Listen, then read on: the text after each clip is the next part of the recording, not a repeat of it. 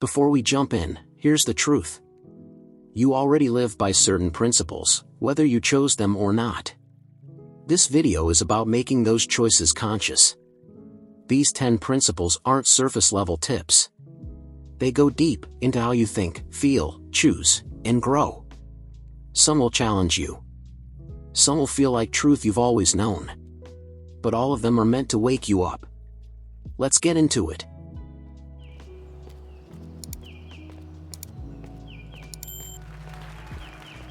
Principle number 1, do the hard thing first. Sounds simple, right? But it's the opposite of how most of us live. We wake up, check our phone, maybe answer an easy message. We pick the simple tasks, the quick wins. We leave the hard call, the awkward conversation, the personal truth, for later. But later keeps moving. And the hard thing? It stays, growing heavier. But why do we avoid the hard thing? Because deep down, we're wired to avoid pain. The brain doesn't know the difference between a lion chasing us and a tough decision we've been avoiding. It just sees threat and says, run. We assign too much meaning to the feeling of discomfort. We think, if it's hard, maybe I'm not ready. If I feel anxious, maybe it's not right. But feeling resistance doesn't mean stop. It often means, this matters. Physically, momentum works against us until we move. Spiritually, nothing expands without pressure. The seed breaks. The caterpillar dissolves. We grow by facing friction, not avoiding it. Life rewards boldness. Not recklessness, but honest, grounded courage. This isn't new. The Stoics said, the obstacle is the way. Jesus said, take up your cross. Buddha taught that suffering is the path to awakening. Every tradition knows, what you avoid becomes your master. The hardest part? It doesn't get easier just because you know this. You still have to choose the phone call, the truth, the mirror. But each time you do it, you shrink the fear. You build identity. You go from avoider to mover. From victim to owner. The half-truth is, ease is the goal. The real truth is, ease is the result of doing what's hard when it counts. Short-term pain creates long-term peace. Short-term comfort builds long-term regret. So here's the moment. What hard thing have you been avoiding? Not 10 things. Just one. One thing you know is calling for your attention. Do it. Don't make it perfect. Just make it real. Because every time you choose the hard thing first, you become someone who no longer needs to run from life. And that's freedom. If that landed with you, take a breath. Then drop in the comments, I choose the hard thing. Let's keep going. There are 9 more principles, and they only get deeper.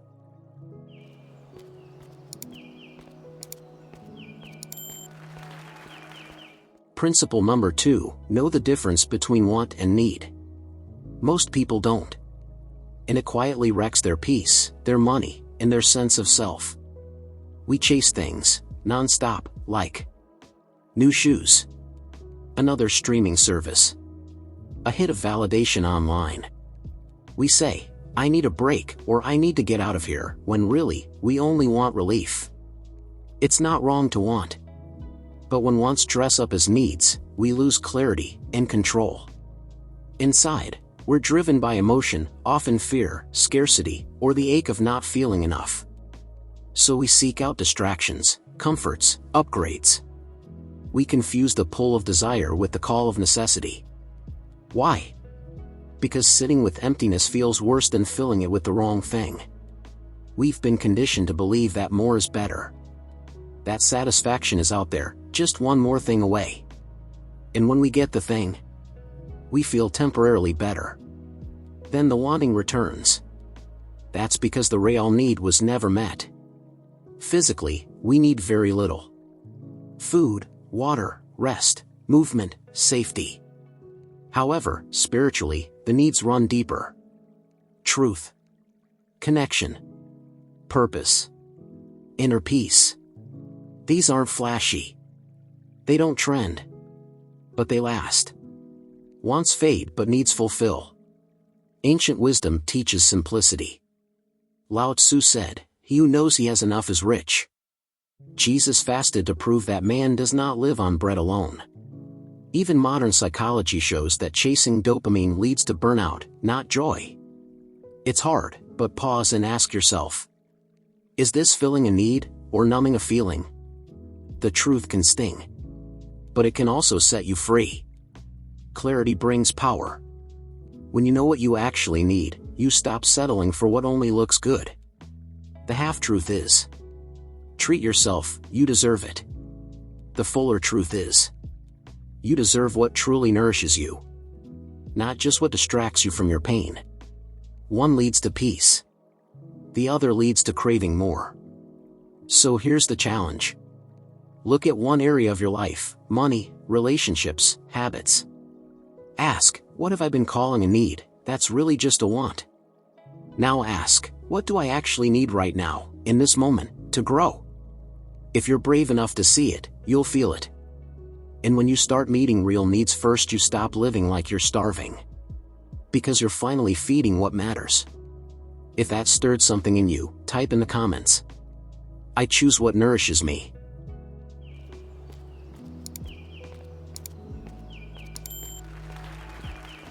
Principle number 3, don't trust every thought you think. Because not every thought is true. Not every thought is helpful, and not every thought is yours. Maybe think, I'm not good enough. They probably don't like me. I'll never figure this out. And without question, you believe it.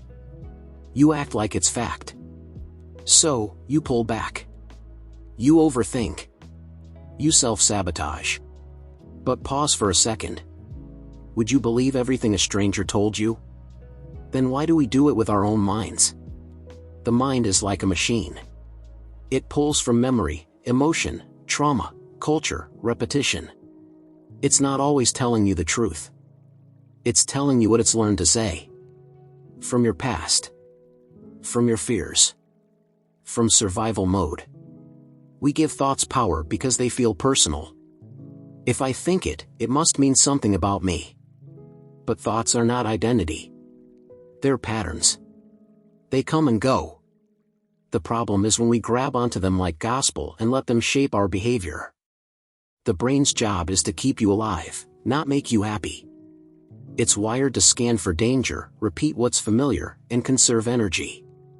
Spiritually, you are not your thoughts. You're the observer of your thoughts. Consciousness comes not from thinking more, but from watching the thought and choosing what to do with it. Ancient texts call it the monkey mind. Eckhart Tolle calls it the pain body. The Stoics said, you have power over your mind, not outside events. Realize this, and you will find strength. The wisdom has always been clear. Your thoughts are tools, not rulers. It's hard because thoughts feel so real. Especially the loud ones. The scary ones. The ones that hit you when you're tired or triggered. But practice creates space. You learn to hear a thought and say, maybe. Maybe not. And in that moment, you're free. The half-truth is, trust your thoughts and feelings. The fuller truth is, use your thoughts and feelings as information, not instructions. Let them speak. But don't let them steer. So, here's your task. Next time a thought shows up, especially a negative one, don't swallow it whole. Ask, is this true? Then ask, is this useful? Then ask, who would I be without this thought right now? You are not broken. You're just believing a thought that doesn't belong to who you really are. Choose awareness. Choose truth. If this one made you pause, write in the comments. I'm not my thoughts. That sentence alone can change your life.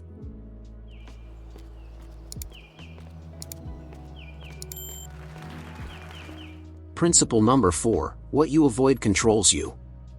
It might not scream at you every day, but it shapes your choices. It hides behind your habits. And it shows up in your life, loudly, until you face it.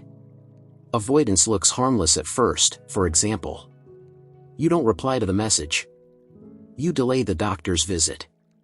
You skip the mirror. You keep busy. And because nothing explodes, you think you're fine. But you're not fine. You're managed. And over time, what you avoid becomes the boss of your life. Deep down, avoidance is fear wearing a mask. Fear of pain. Fear of being exposed. Fear of losing control. We tell ourselves we're waiting for the right time. But what we're really doing is trying not to feel. And that fear? It doesn't shrink by avoiding it. It grows in the dark. We assume that if something feels bad, it must be bad. If it brings up anxiety, we push it away. If it reminds us of a past wound, we bury it. But here's the trap: the meaning we place on discomfort is false. Pain is often just a signal, not a threat. Emotionally, what you resist persists. It holds energy until it's acknowledged. Physically, suppressed stress doesn't disappear, it moves into the body. It leaks into health, into tension, into burnout. Spiritually, facing what you fear is a path to wholeness. Avoidance keeps you fragmented, but presence makes you whole again. Jung said, "What you resist, not only persists, but grows in size." Rumi said, "The wound is where the light enters you." Even neuroscience confirms, naming a fear, sitting with it, observing it, calms the brain. The wisdom is everywhere, feel it. Face it. That's the way through. Let's be honest, it's terrifying. Who wants to open the box they've kept sealed for years? Who wants to feel old grief, shame, guilt, anger? No one. But here's the twist: those emotions aren't trying to hurt you. They're trying to leave. And they can't leave if you keep the door closed. The half-truth is, just stay positive. Think happy thoughts. The fuller truth is, you can't heal what you won't face. Real peace only comes after you walk through the storm. Suppression is not the same as strength. So, I'll ask you this: what's one thing you've been avoiding? Not to punish you. Not to stir up guilt. But to help you acknowledge that your life is too precious to stay stuck under fear. What if facing it, just gently, just today, could shift something? You've got the strength. You just haven't had the space. But now you do. If you're ready to stop running, even just a little, type in the comments, "I'm ready to face it." That one sentence can be a doorway. Next up is a big shift.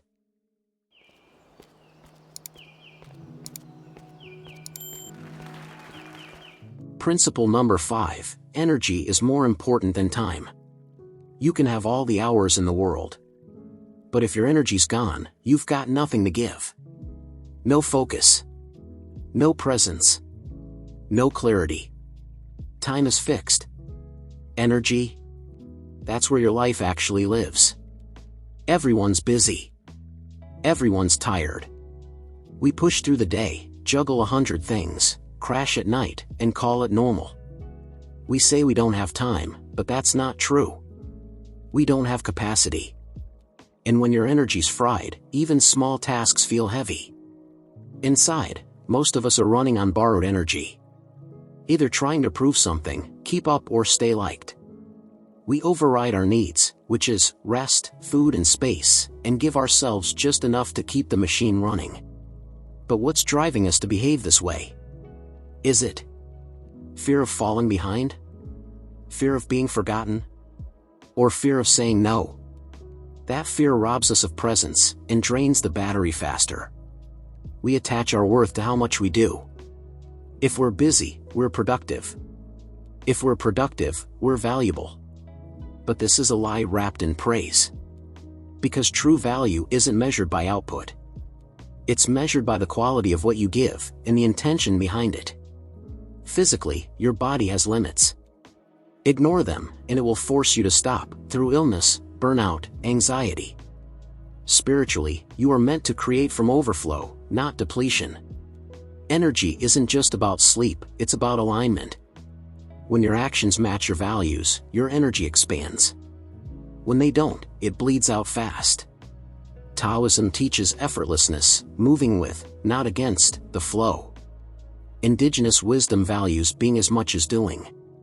Even modern science now shows. Breaks increase productivity. Rest enhances learning.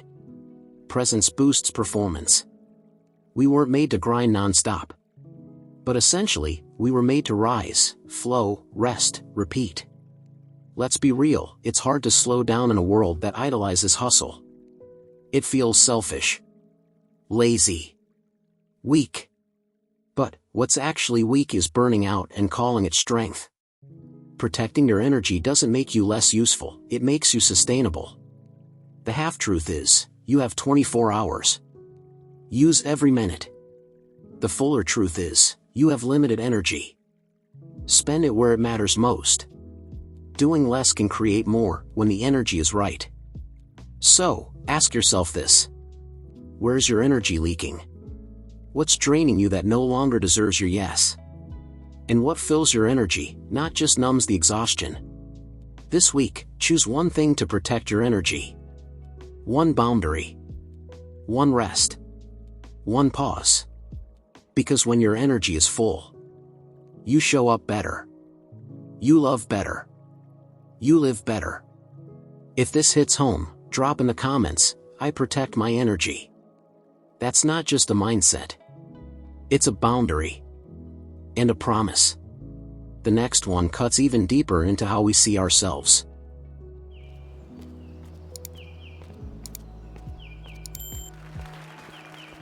Principle number 6, success starts with self-respect. Not skills. Not goals. Not hustle. Because no matter what you build on the outside, if you don't respect yourself on the inside, it crumbles. People try everything to succeed, work longer. Grind harder. Say yes to everyone. And sometimes, they get the things, the job, the house, the attention. But they still feel hollow. Why? Because the outside changed, but the inner voice didn't. If you don't believe you're worthy, you'll sabotage your wins. You'll shrink around others. You'll hustle for approval instead of standing in your own power. At the core, self-respect isn't a feeling. It's a decision. It says, I matter. I don't need to earn that. I just do. But that decision gets buried early. Buried under rejection, criticism, abuse, abandonment. So, we trade self-respect for survival. We people please. We perform. We pretend. And we forget how to say, I'm enough, even when I'm not perfect. We start thinking we have to prove our worth. That if we fail, we're worthless. That if we speak up, we're selfish. But that's not truth. That's programming. Self-respect doesn't say, I'm better than you. It says, I don't need to be less than anyone to be loved. Physically, the body responds to disrespect, even when it comes from you. Stress, shame, self-rejection, it floods your nervous system. Spiritually, you can't align with abundance if you're living in self-betrayal. Every healthy boundary, every courageous action, starts from self-respect. It's your foundation. In every tradition, you'll find it. Love your neighbor as yourself. Not more than. Not less than. As yourself. Even modern therapy teaches that healing begins with self-compassion. Not indulgence. Not excuses. Just honest, grounded respect for your own humanity. It's hard to value yourself when you've been trained not to, and hard to believe you matter when no one ever told you that you do.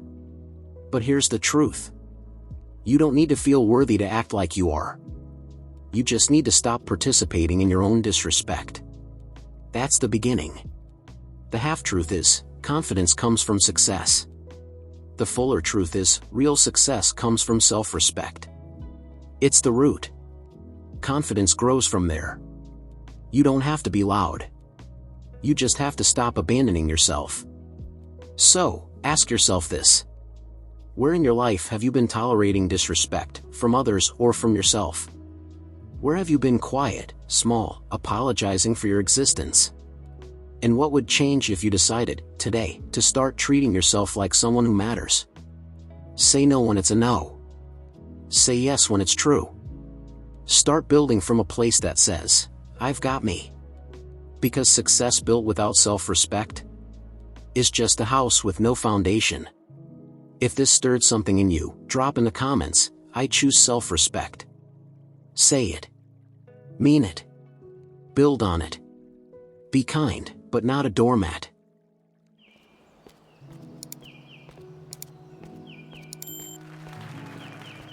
Principle number 7, you can be kind without being a doormat. Kindness is powerful. But when it's driven by fear or guilt, it stops being kindness. It becomes self-erasure. You say yes when you mean no. You stay quiet to keep the peace. You carry other people's weight because you don't want them to feel bad. And on the surface, you look like the nice one. But inside, you're exhausted, resentful, invisible. Deep down, people-pleasing isn't kindness. It's fear. Fear of rejection. Fear of conflict. Fear of being seen as selfish. So you try to be everything for everyone, and in the process, you abandon yourself. We confuse kindness with compliance. We think being liked means we're safe. We think keeping the peace means we're being spiritual. But here's the truth, there's nothing kind about betraying your own boundaries to make someone else comfortable. Real kindness doesn't require your silence. It requires your integrity. Physically, when you override your own truth, your body feels it. Tension, burnout, anxiety. Spiritually, self-betrayal is a form of self-rejection. True kindness includes you. If your giving costs you your dignity, it's not generosity, it's self-abandonment. The Buddha taught right speech, truthful, timely, and kind. Jesus flipped tables when things were unjust. Even the Dalai Lama said, be kind whenever possible. It is always possible. But he didn't say, be a doormat. Wisdom doesn't ask you to shrink, it asks you to show up with love and backbone. Saying no can feel brutal when you're used to being the helper. Setting boundaries feels cold when you've been praised for being endlessly available. But guess what? You don't owe your peace of mind to anyone else's comfort. And you don't have to sacrifice your voice to be loving. The half-truth is, good people don't upset others. The fuller truth is, good people are honest, grounded, and kind, with themselves and with others. Upsetting someone doesn't mean you're wrong. It might just mean you finally spoke the truth. So take a moment here. Where in your life have you mistaken being nice for being honest? Where have you smiled, nodded, and agreed, when your soul said no? Kindness is stillness. Kindness is truth. Kindness is boundaries. However, the real kind of kind starts with self-respect. Say the hard thing, gently. Draw the line, clearly. Give from overflow, not obligation. Because when you stop being a doormat, your kindness actually has weight. If this one called you out, in the best way, drop this in the comments, I choose strong kindness. That's the kind that transforms people, starting with you.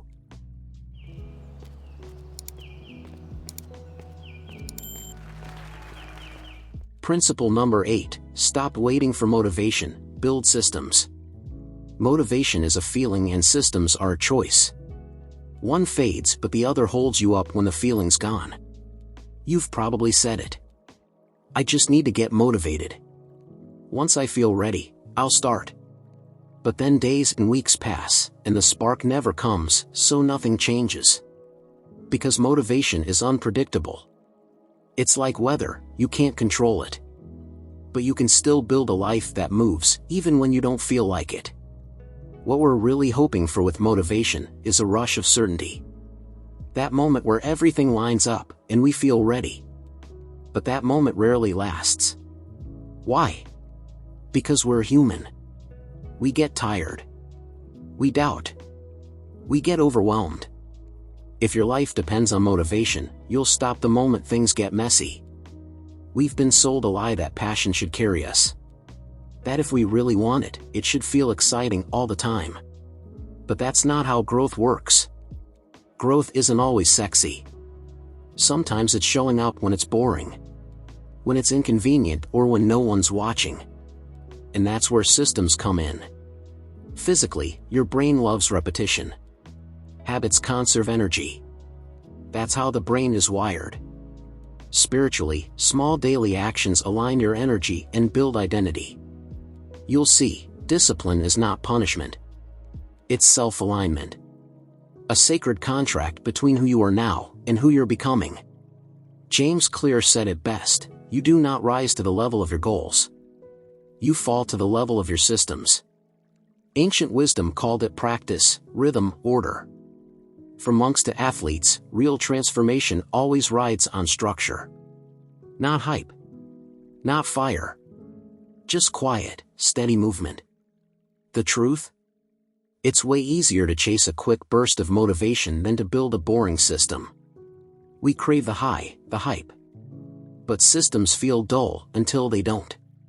That's because once they're in place, you're not thinking about if you'll do it.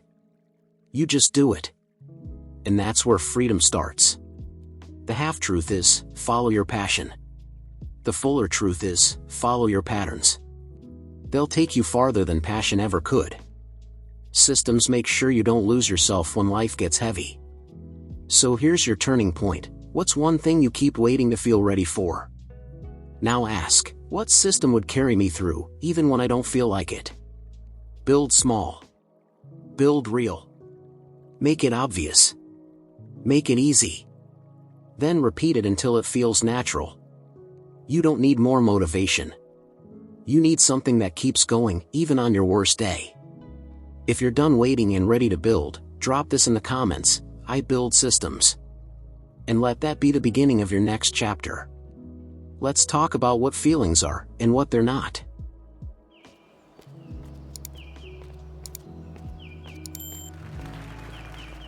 Principle number 9, emotions aren't instructions. They're signals. Messages. Movements in your system. But they don't automatically mean you should act. Someone says something rude, you feel angry. You get nervous before trying something new, you want to back out. You feel down for no clear reason, so you cancel everything. Most of us treat emotions like commands. If I feel it, I obey it. But emotion isn't always truth.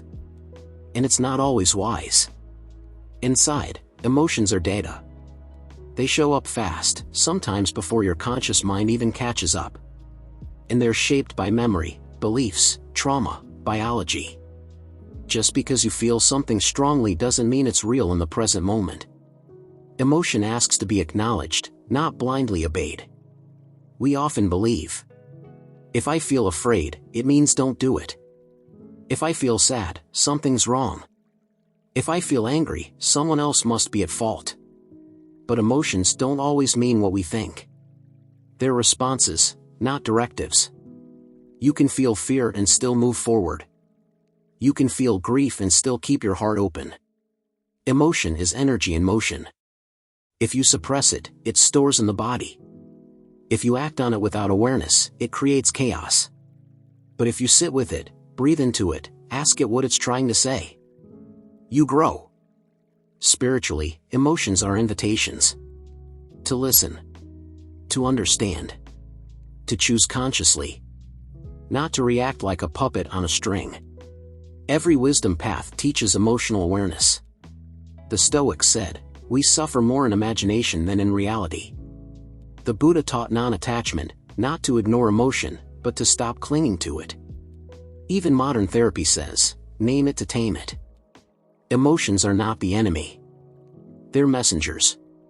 You just have to know how to listen. The hard part? When emotion hits, it feels so real. Like this must mean something urgent. The adrenaline, the tight chest, the foggy thinking, it feels like a crisis.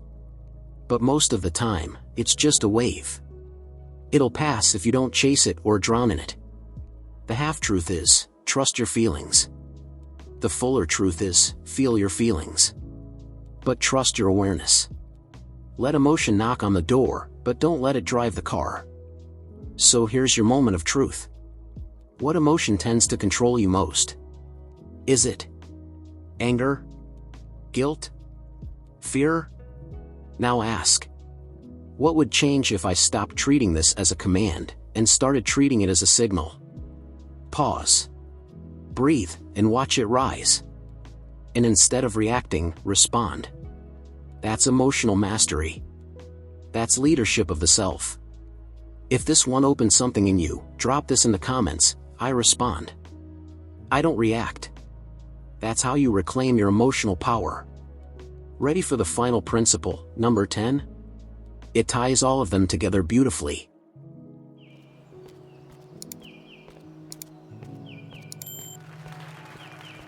Principle number 10. Life will ask for your attention.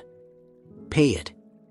Not in loud, obvious ways at first, but in whispers, tugs, and gut feelings. And if you ignore them, the whispers turn into shouts. You feel drained around certain people. You keep getting sick when you push too hard. You feel out of place in a job, or routine, or relationship. But you tell yourself it's fine. You numb it. Dismiss it. Explain it away. And then one day, life stops waiting. You soon realize that. The call gets louder. But still, the patterns repeat. And you wonder why nothing's changing. Inside, you know. You know. But knowing feels inconvenient. It might mean facing change. It might mean letting go. So we disconnect from that inner signal. And life keeps circling back, not to punish you, but to wake you up. We think discomfort means something's wrong. We think struggle means we're failing.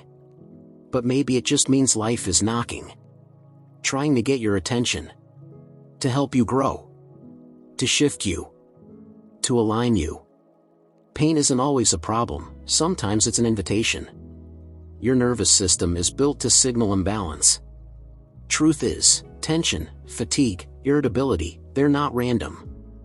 They're messages. Your body talks. Your emotions talk. Your intuition talks. Spiritually, the law is simple. 1. What you ignore, grows. And 2. What you face, transforms. Ancient wisdom calls it awareness, mindfulness, discernment. Jesus said, "He who has ears, let him hear." Buddhism calls it right view, the ability to see clearly, without distortion. Every path says the same thing in its own way: pay attention. This moment is your teacher. But let's be real, it's easier to stay busy, to keep scrolling, keep working, keep avoiding the discomfort. Because paying attention means taking responsibility. And once you see, you can't unsee. But that's also your freedom. Because now, you can do something about it. The half-truth is, time heals all. The fuller truth is, time changes nothing, unless you pay attention to what it's trying to show you. Awareness is the real beginning of healing. Not time. Not distraction. Not denial. So, ask yourself, what's been trying to get my attention lately? What's been showing up again and again that I keep brushing off? Whatever it is, that's where your work is. That's where your next level is. Not in a course or a quote, but in what life's already showing you. Don't wait for the breakdown. Start with the whisper. If you're hearing the nudge, if you're ready to stop running, drop this in the comments: I'm paying attention. That's how change begins, right here, in this moment. You've just heard 10 life principles. Not rules. Not lectures. Just truths, handed to you like a torch. What you do with them now is up to you. If you're ready to start living on purpose, drop a comment, even just a word or two. Not for the algorithm, but for you. To mark this moment. To say, I heard it. I'm ready. I'm here.